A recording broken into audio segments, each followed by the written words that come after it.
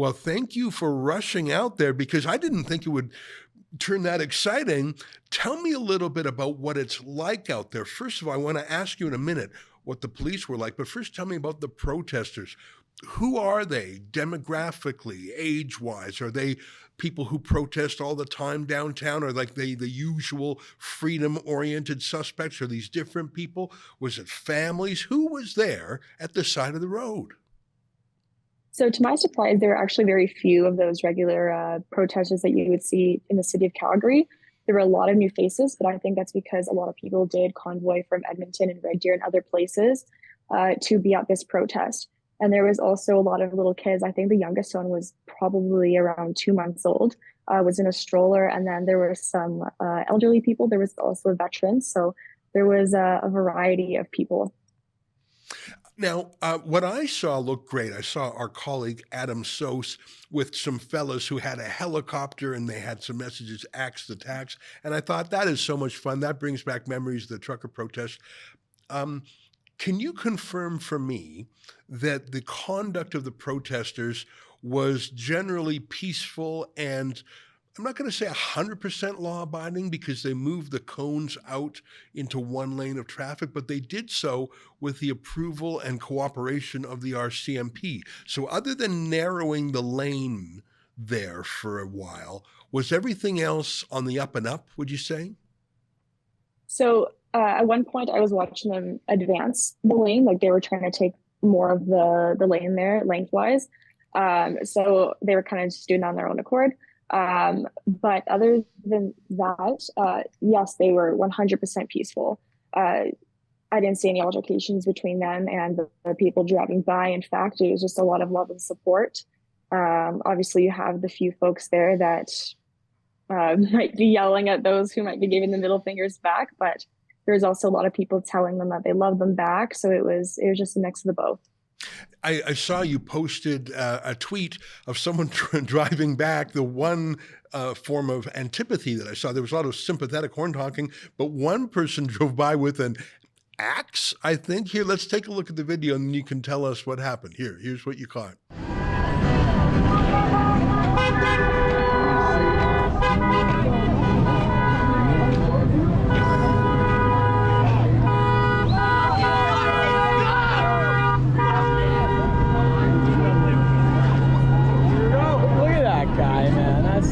Really?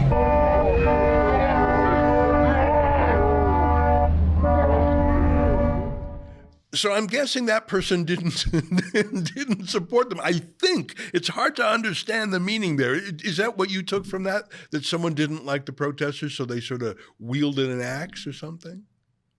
Oh yeah, I was on the other side of the ditch there at during the protest, and I just heard this like swearing and screaming going on, and I look and I'm like running towards it to try to catch it on camera. And I see a guy with what looks like to be like an ice pick just vanishing it outside of his window, like swearing at these protesters. And the people were in shock.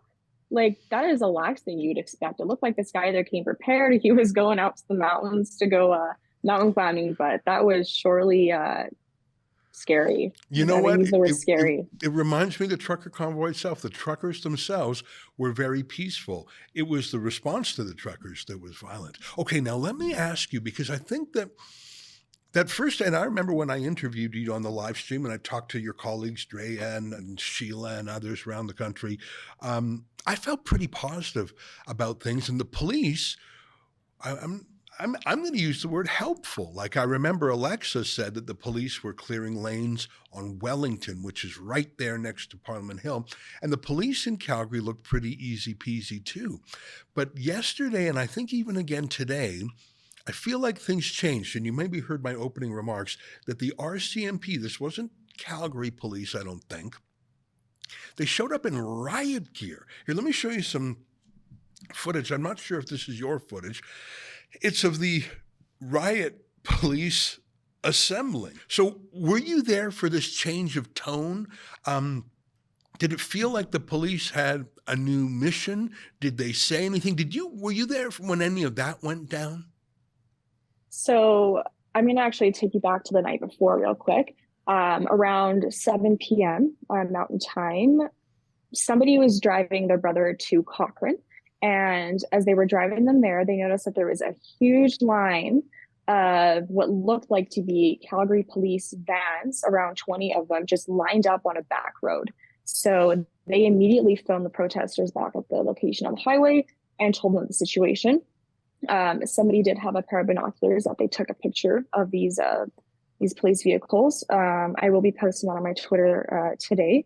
And then I ended up taking a drive down that road. They did end up leaving, but there was one vehicle that was left, and it was an undercover vehicle, and their back trunk was open, and it looked like they had a bunch of tactical gear in there. I'm not sure what it was for, but they also had a table set up and there was a walkie-talkie on it. So it may have been them just really trying to listen in on the protesters and gather as much information as possible. They were also kind of hiding behind like some trees, so they didn't want to be seen, that's for sure. So the next day around 8 a.m., and I wasn't here for that, I came around just around noon, but same thing was happening. About 100 RCMP officers, tactical gear, crowd control weapons, helmets, all that stuff, rolled in, and they put themselves in between the highway and the protesters. This was to prevent the protesters from getting back on the highway and blocking it as they did the day previously. So every 45 minutes, they would do a switch out of the police. And it was very formal, like military style. So it was very intense. And I could see that the protesters are feeling very intimidated by that. And actually, one of the protesters ended up speaking to an RCMP officer after the fact, and she really voiced her concerns about the situation. And one officer did end up apologizing. And another thing I do want to note is when the RCMP officers left the scene, the tactical ones, it got way better.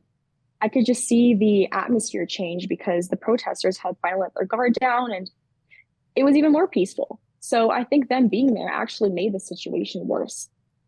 Well, I learn a lot from Dr. James Lindsay. He studies communism, Maoism, wokeism, and he has this saying that it's not the other guy's action that's newsworthy, it's their attempt to provoke a reaction on our part. So if he were looking at this, he'd say, it wasn't what the peaceful protesters were doing. It wasn't what the police were doing. It was what the police were trying to goad or trick or provoke the protesters to do, to take the bait, to do something crazy.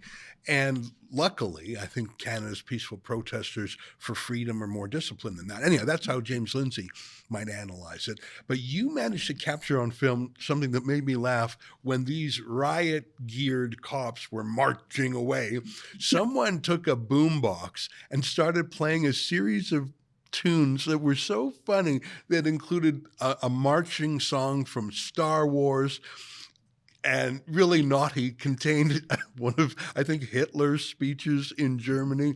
Let me just play it because this is, in a way, it's silly and absurd. In a way, it's sort of sad because that is what those cops were like. Anyhow, I'll let the viewers decide. Take a look at this video, which I'll admit it cracked me up.